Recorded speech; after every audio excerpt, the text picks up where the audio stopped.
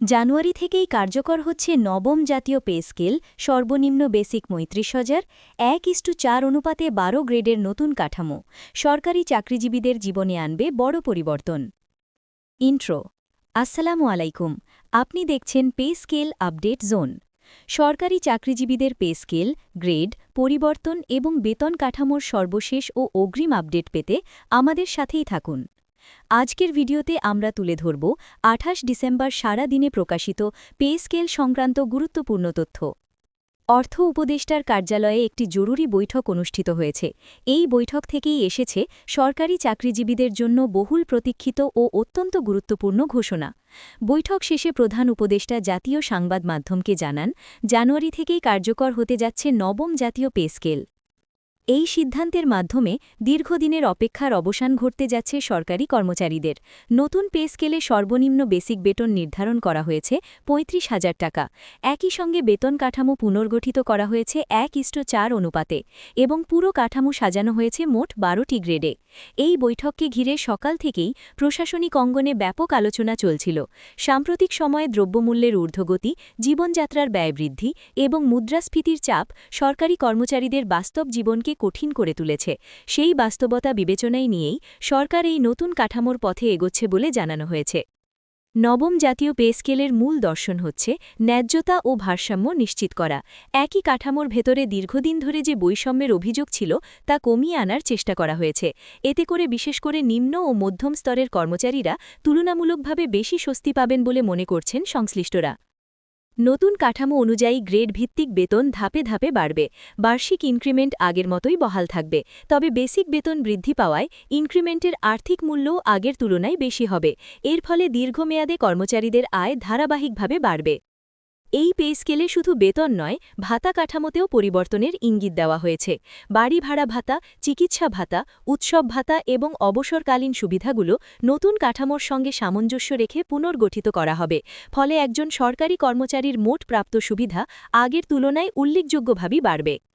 এর আগে অর্থ মন্ত্রণালয়ের বিভিন্ন পর্যায়ের আলোচনায় বলা হয়েছিল, নতুন পে স্কেল বাস্তবায়নে মোট বেতন ব্যয় উল্লেখযোগ্যভাবে বাড়লেও তা সরকারের সামগ্রিক অর্থনৈতিক সক্ষমতার মধ্যে থাকবে। অভ্যন্তরীণ বিশ্লেষণে এটিকে ব্যবস্থাপনাযোগ্য হিসেবেই বিবেচনা করা হয়েছে। এই সিদ্ধান্ত কার্যকর হলে প্রায় ২২ লাখ সরকারি চাকরিজীবী সরাসরি উপকৃত হবেন। একই সঙ্গে পেনশনভোগীরাও এর আওতায় আসবেন, কারণ পেনশন নির্ধারণ করা হয় শেষ বেতন কাঠামোর ভিত্তিতে। ফলে অবসরপ্রাপ্ত কর্মচারীদের জীবনমানেও ইতিবাচক প্রভাব পড়বে। ১২ গ্রেডের কাঠামো প্রশাসনিক সরলীকরণের দিক থেকেও গুরুত্বপূর্ণ। গ্রেড সংখ্যা কমানোর ফলে পদোন্নতি, বেতন নির্ধারণ ও প্রশাসনিক সিদ্ধান্ত গ্রহণ আরও সহজ হবে বলে মনে করছেন সংশ্লিষ্টরা। এতে দীর্ঘদিনের জটিলতা অনেকটাই দূর হবে। এই সিদ্ধান্তের পেছনে সরকারি কর্মচারী সংগঠনগুলির দীর্ঘদিনের দাবিও গুরুত্বপূর্ণ ভূমিকা রেখেছে। তারা বাস্তবসম্মত কাঠামো ও ভারসাম্যপূর্ণ বেতন ব্যবস্থার দাবি জানিয়ে আসছিল। সেই দাবির সঙ্গে সরকারের অবস্থানের মিল থাকায় অনেকেই এটিকে একটি সমঝোতামূলক সিদ্ধান্ত হিসেবে দেখছেন। নবম পে স্কেল বাস্তবায়নের ফলে প্রশাসনিক কাজে গতি আসবে বলেও আশা করা হচ্ছে। বেতন ও ভাতা নিয়ে অসন্তোষ কমলে কর্মচারীদের মনোযোগ, দায়িত্ববোধ ও কর্মদক্ষতা বাড়বে, এমনটাই মনে করছেন নীতি নির্ধারকরা। এই নতুন কাঠামোর প্রভাব দেশের সামগ্রিক অর্থনীতিতেও পড়তে পারে। সরকারি কর্মচারীদের ক্রয় ক্ষমতা বাড়লে বাজারে ভোগ ব্যয় বাড়বে, যা অভ্যন্তরীণ অর্থনৈতিক কর্মকাণ্ডকে চাঙা করতে সহায়ক হবে। তবে বাস্তবায়নের ক্ষেত্রে কিছু চ্যালেঞ্জও রয়েছে। নতুন কাঠামো অনুযায়ী সফটওয়্যার আপডেট, হিসাব সংশোধন ও প্রশাসনিক প্রস্তুতির প্রয়োজন হবে। এজন্য সংশ্লিষ্ট দপ্তরগুলোকে দ্রুত সমন্বয়ের মাধ্যমে কাজ করার নির্দেশনা দেওয়া হয়েছে। প্রধান উপদেষ্টা জানিয়েছেন, এই পে স্কেল কোনো সাময়িক সিদ্ধান্ত নয়, এটি দীর্ঘমেয়াদী প্রশাসনিক সংস্কারের অংশ। ভবিষ্যতে কর্মদক্ষতা, স্বচ্ছতা ও জবাবদিহিতার সঙ্গে আর্থিক কাঠামোর সম্পর্ক আরও শক্তিশালী করা হবে।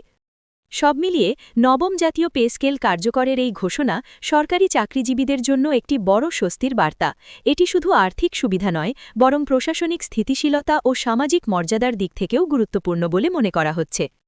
নতুন পে স্কেল বাস্তবায়নের ফলে সরকারি চাকরিজীবীদের জীবনে যে পরিবর্তন আসতে পারে তা এক নজরে বোঝা যাচ্ছে।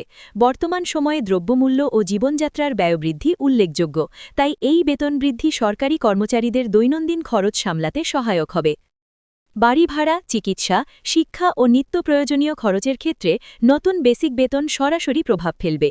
এটি শুধু আর্থিক স্বস্তি নয়, বরং মানসিক স্বস্তিও এনে দেবে। পেনশনভোগীদের ক্ষেত্রেও পজিটিভ প্রভাব থাকবে, যেহেতু পেনশন শেষ বেসিক বেতনের ওপর নির্ধারিত হয়। নবম পে স্কেলের বাস্তবায়ন তাদের অবসর পরবর্তী জীবনের আর্থিক নিরাপত্তা বাড়াবে, ফলে পারিবারিক জীবনের পরিকল্পনাও আরও সুষ্ঠু হবে। নবম পে স্কেল প্রশাসনিক কাজকর্মের গতি বাড়াবে। বেতন ও ভাতার জটিলতা কমলে কর্মচারীরা দায়িত্বের প্রতি আরও মনোযোগী হবেন। পদোন্নতি, গ্রেড পরিবর্তন ও প্রশাসনিক সিদ্ধান্ত গ্রহণের প্রক্রিয়াও দ্রুততর হবে। এই পরিবর্তন প্রশাসনের স্বচ্ছতা এবং কর্মদক্ষতার উন্নয়নের সঙ্গে যুক্ত। আউটরো। পে স্কেল, গ্রেড ও সরকারি চাকরিজীবীদের সবশেষ আপডেট পেতে পে স্কেল আপডেট জোনের সাথেই থাকুন। ভিডিওটি ভালো লাগলে লাইক, কমেন্টে শেয়ার এবং নিয়মিত আপডেট পেতে চ্যানেলটি সাবস্ক্রাইব করুন।